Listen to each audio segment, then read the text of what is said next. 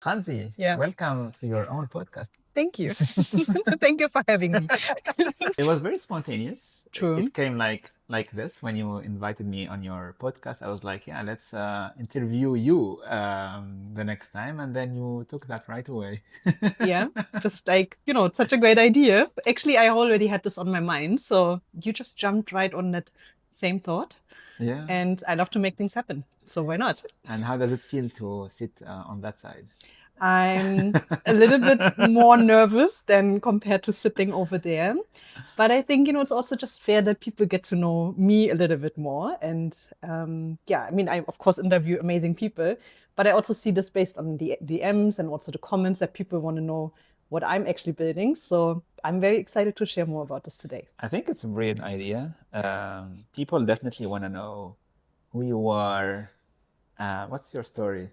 What made you think about coming here? What did your previous life look like in a Okay. nutshell? In a nutshell. Okay, so before I came to Dubai, I worked for a big e-commerce company in Germany. So I had a traditional corporate job, and I was working in that company for almost 12 years.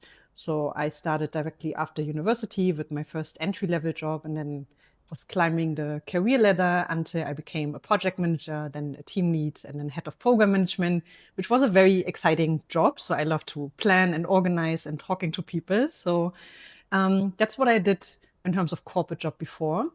During COVID, my husband and I, we started traveling. We explored also, hey, there are other places to live other than your hometown. So for me, Germany, Berlin, traveled for almost 3 years while working the job. And we came to Dubai many, many times before. And my husband and I, we always wanted to live in a place where it's always summer, always sunshine.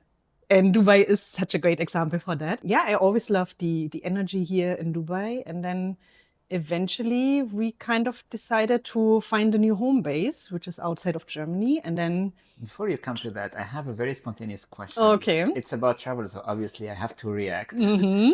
What is the country that impacted you the most or you liked the most during your years of travel? There are multiple countries which are very inspiring. Dubai is definitely one of them.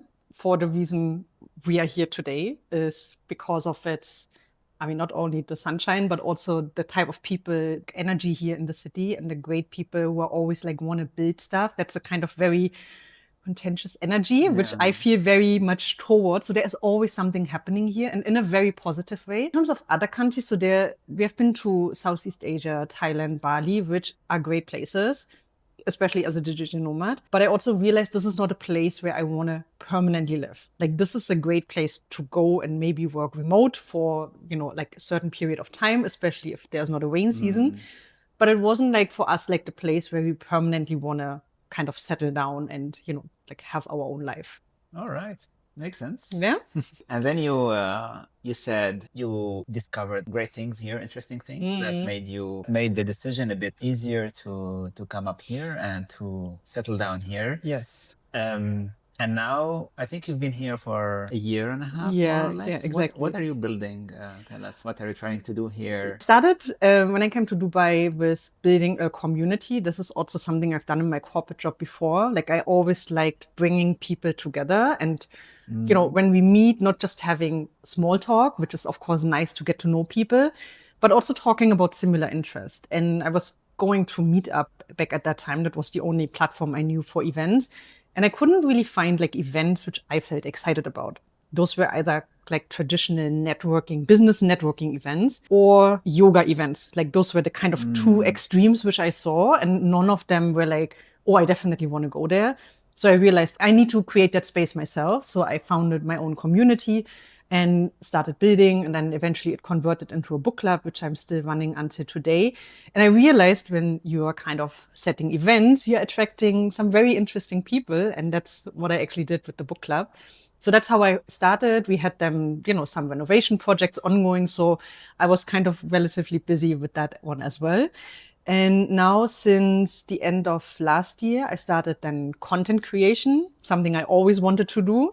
So I experimented with that a lot, tried to find different formats. And then eventually, after a lot of trial and error, which you can see on my Instagram page, I actually discovered that a conversation between people is the most natural way for me to express myself, but also to get a lot of meaningful information from others.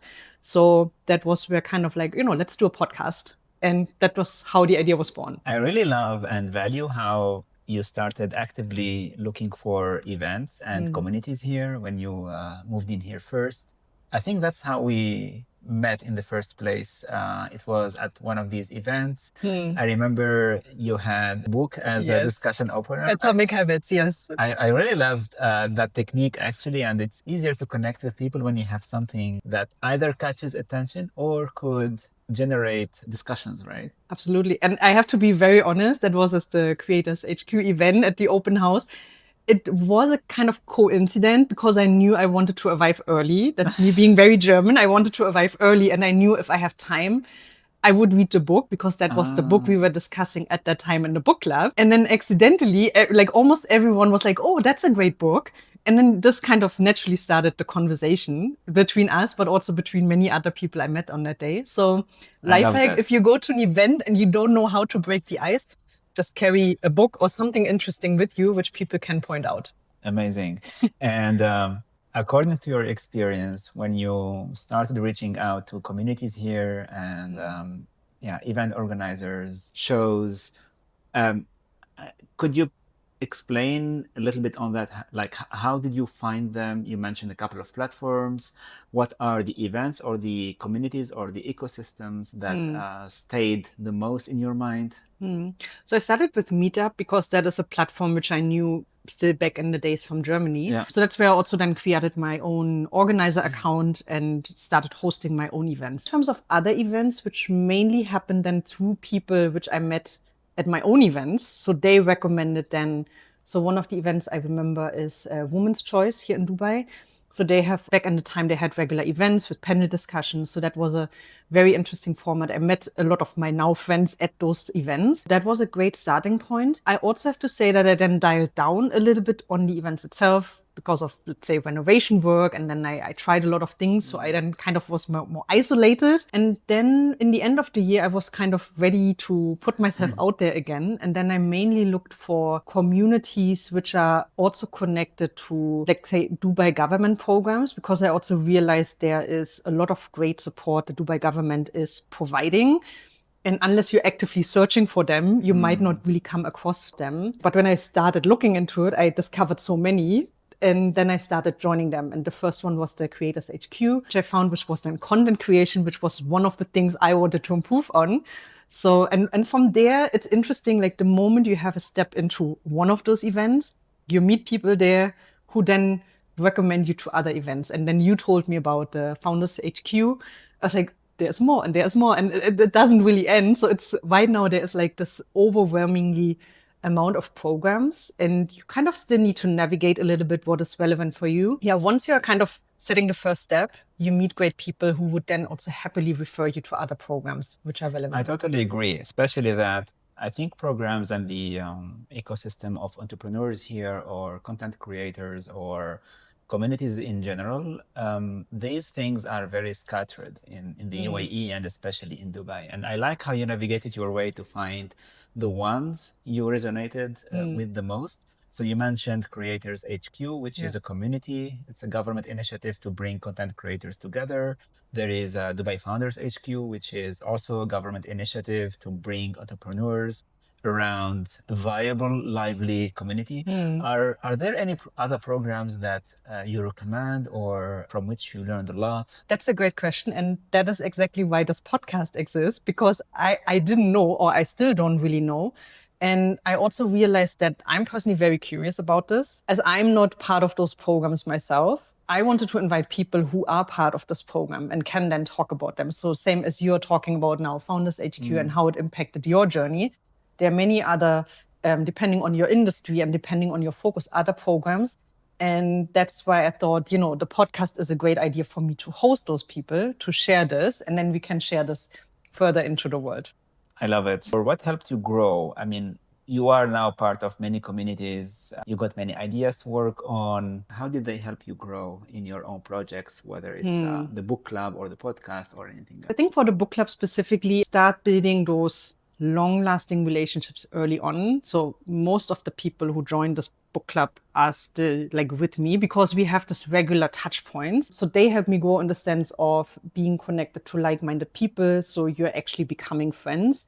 Some of the book club members became podcast guests because they have very interesting stories to tell. So, and then in terms of, let's say, generally people I meet, so I feel like in Dubai, almost everyone is like so generous and supportive. And for example, I had that idea of the podcast and I immediately had like 10 people saying, you know, I reached out and they said, yes, they would come, like you, right? I mean, we just met like one time before and I told you I have this podcast. Do you want to join the podcast? And this is some energy which I feel like is very unique to Dubai and very exciting, that you have an idea, you test it out, you know, if it works, great. If not, hey, at least you learned something and you had a great time spending, you know, having a great afternoon together. So I think this kind of whole very supportive, optimistic approach on, hey, you know, let's try it out. And if it works, great. If not, then we try something else. This kind of energy is something which I experienced here in Dubai in a very positive extreme versus their other countries. That was The Alexa fridge, trying the to fridge join the just started conversation. Or talking was to it that? us. Wait, okay. Okay, let me. We have another host after Franzi. It's the fridge fridge who is wanna talking take to us. part of this conversation as well. Okay, cool. Okay, so yeah, this whole energy of people being very open, supportive to new ideas, trying things out, something I've extremely experienced here in a positive way in Dubai. Versus, for example, I come originally from Germany, and if we look at different cultures, like German people are a little bit more reserved in the beginning, and I was this myself. So it's really something like one of the place. It's really important that you live in a place where you're surrounded by people who have like the same energy, the same vibe. And that was one of the reasons we also chose Dubai as the place to live, because I felt like, okay, if I can do something on my own after my corporate job, then what a better city than Dubai. Yeah, that's a very good answer actually. And Dubai is thriving. And one of my questions was actually, how did you handle the culture difference? I share your reaction, having spent over a decade in Germany. How did you manage the culture shift? What are the things that really not shocked you, but made you think? How did you manage the culture change? So I think luckily for me, this wasn't as extreme because in the company I was working before coming to Dubai, we already had a very international setup. So we had a lot of international colleagues. So I feel like I was softly introduced to different cultures, different approaches already back then in my job. And I personally really appreciated that. Like I had a lot of aha moments at the job.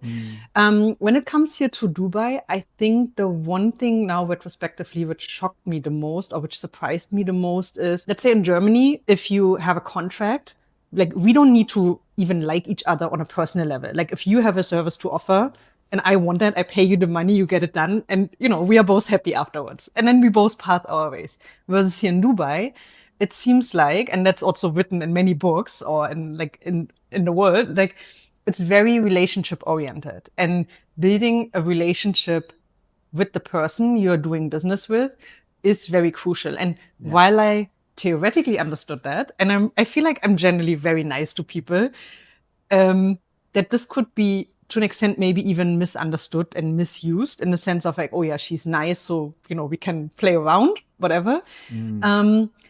So, but here it's really more about like the whole package needs to match. It can even come across compared to Germany that things are moving slower because you need to build that relationship first. Yeah.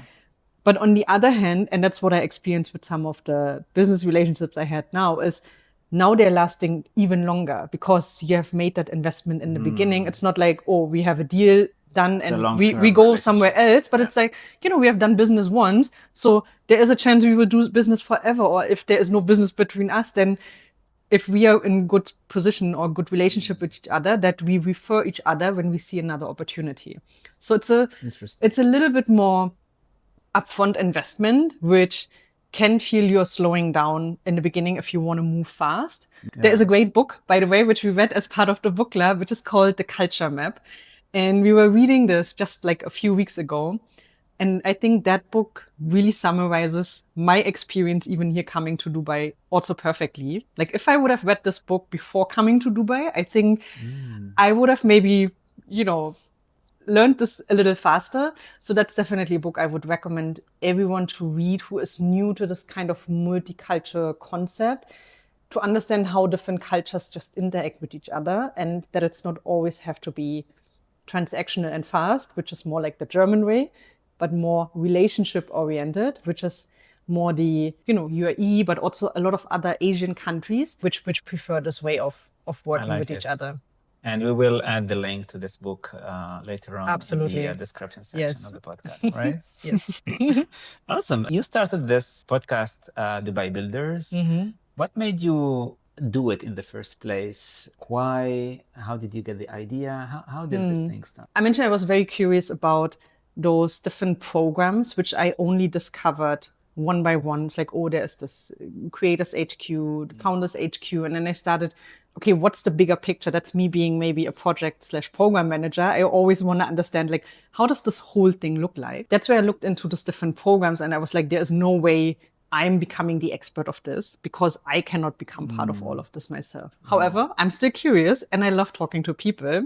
So instead of me going around and collecting all the information myself, I was thinking about a format which would also scale and give also other people the opportunity to share their stories. So let's say from a topic perspective, that was more about, hey, I'm curious about that. So if I'm curious about that, probably other people would be interested as well. And then the other aspect is about building the network and, having this conversation with people, which I would naturally maybe have over a coffee chat. But then I'm the only person who benefits from those insights. And if we put this on recording, which is not so much extra effort, then many other people would benefit as well. So that's maybe the whole scaling aspect, which I still have from my old job. So my previous boss was always asking me, Franzi, does it scale? Like if it only impacts like the two of us, that's great. But how can we make things even scaling beyond just the immediate impact? And I think social media content creation is a great way. And the podcast is just a great way of expressing this without, being very performative. So I love that. I like the mindset of sharing behind. I love the idea of, I think a lot of people are having great discussions over coffee all over the world. And in terms of scalability, imagine these conversations were recorded and then they will be sorted by topic. I think that will create so much learnings and value for everyone who's looking for this information. And there are a lot of people already doing this. I was thinking about this morning, that there is this one podcast, for example, Alex Hormozi and Tony Robbins. And also with their podcast, this is exactly what they're doing. So they met, they had this like podcast, but I would have never ever otherwise had the opportunity to gain those insights if they wouldn't have decided to share this publicly, to make this accessible. Yeah. And I think because I personally benefit so much from this type of content and I resonate so much with this, that I thought, okay, that is probably then also the way for me to do it. And because I like talking to people, that just felt like a very natural split. So yeah, I think it's also good to remember, like, maybe you want to create something which you enjoy consuming. That's already a great starting point to maybe think about something. Like makes perfect sense. I love it. You have a lot of questions from your community. Okay. Are you ready for them? I'm ready. I have this question that says, what is the biggest obstacle that you had to navigate while creating the podcast or in general? So obstacle in the sense of, thankfully from a technical perspective, there weren't any like obstacles in the typical sense, because I kept the setup relatively lean. I would say the biggest obstacle was probably like internally, like me keeping myself on, hey, it's okay that not everything is perfect. And especially after the first 1 or 2 episodes, I reached out to a lot of my community members and asked them for feedback. Because I love asking for feedback, because I want to improve. And the interesting thing is, I got so much, of course, very, supportive feedback. People were super excited.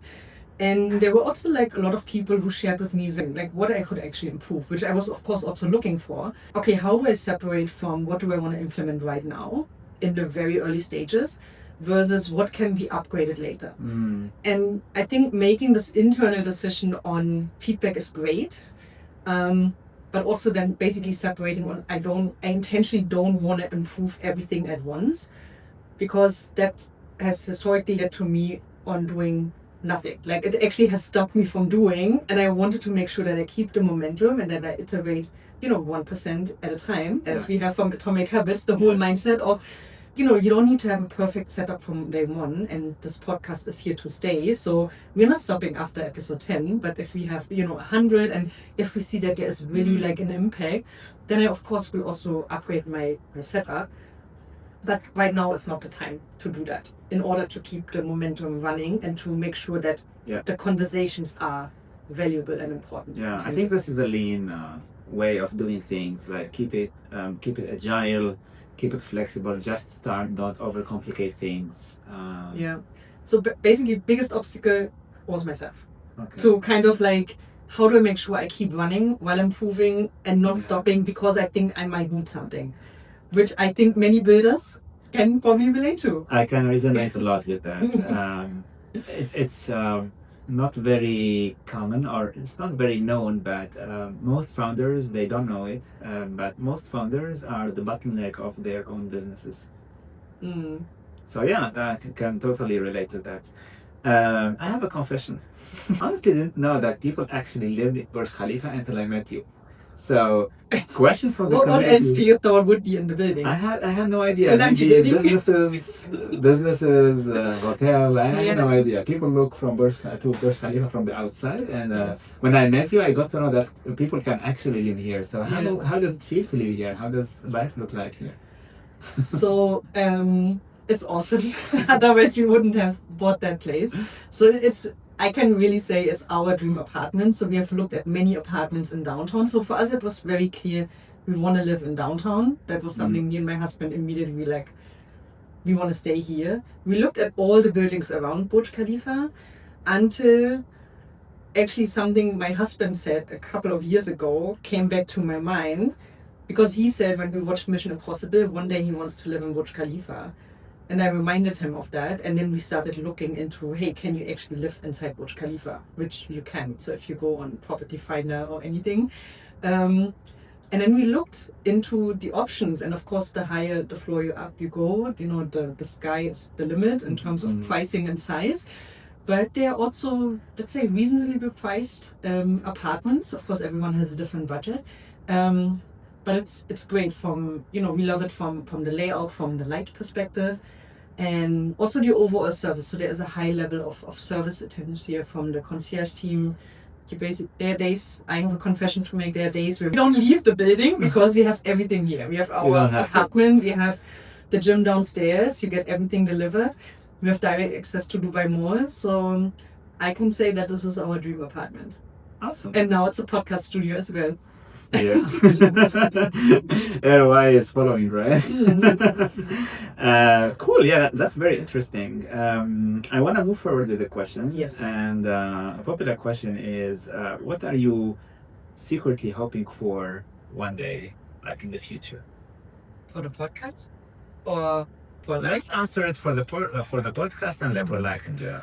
Okay. Let's say the goal is to have ongoing conversations with Dubai builders. And I was thinking about, something like, 100 episodes. I think it's always good to have like some sort of number in your mind. And then I was actually thinking of, even if I would interview every single Dubai builder, 100 episodes are not enough, because like there are so many building and so many unique stories. It should remain valuable and interesting for the people to watch. So we should always get something tangible out of it. Okay. It should inspire people to take actions, and not just to even consume content, but to take something you heard and take it into actions. That's also how I operate. I like also to build stuff with the community together. That's why I have community questions, and I love putting them out there and getting to know what people are interested in. So I like building stuff together. I would probably also love to build an extended, bigger community around that.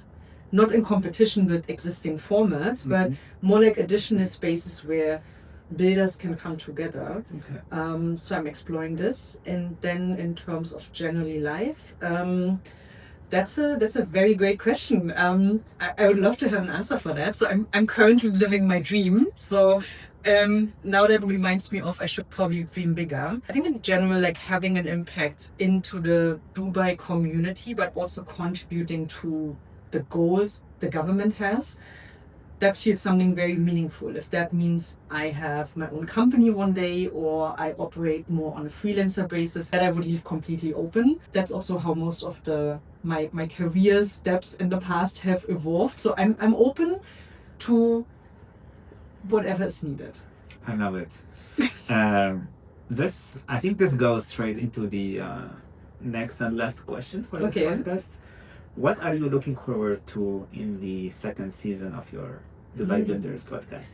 There are a lot of things, of course, conversations, great conversations, as we had them also today. I would love to talk specifically with people who are part of government programs, because I think there is maybe still a little misconception on what government programs can do and not, and how beneficial they are. And I think it's really important to hear from people who are part of the program to really explain and show the impact it has. Of course, like a program is not like a fix for everything, right? They won't run the company for you, but the conversations you're having, maybe the access to certain events you're having, and just showing people that you don't have to be shy and you don't have to actually figure things out your own. I think this is maybe the most important thing. I think, a lot of us can do a lot of things on our own. We are capable, but actually we don't have to, because there are people who want to help us. And I also realized if you're doing it with other great people, then it's way more fun. I love it. So continuing on with that journey and getting people, with government program support, but also those who maybe have completely done it themselves, and show those different journeys. So there is no one size fits all. So I'm also not saying everyone should join, Founders HQ. Maybe for them it's not the right way, but showing different paths and helping everyone individually on their journey with whatever is helpful for them. By the way, there are a lot of HQs. There is Founders HQ, there is Coders HQ, there is Creators HQ. Yeah. Coders HQ, I came across it spontaneously lately. It's right in front of Creators HQ. And interesting.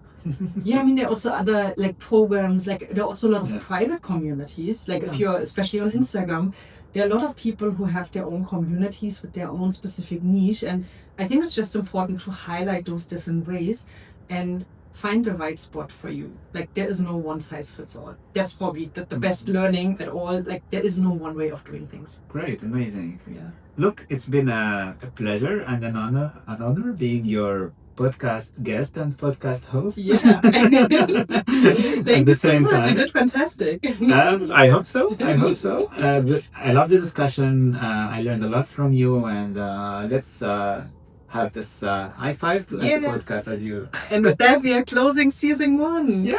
Thank you, Franzi. Thank you so much.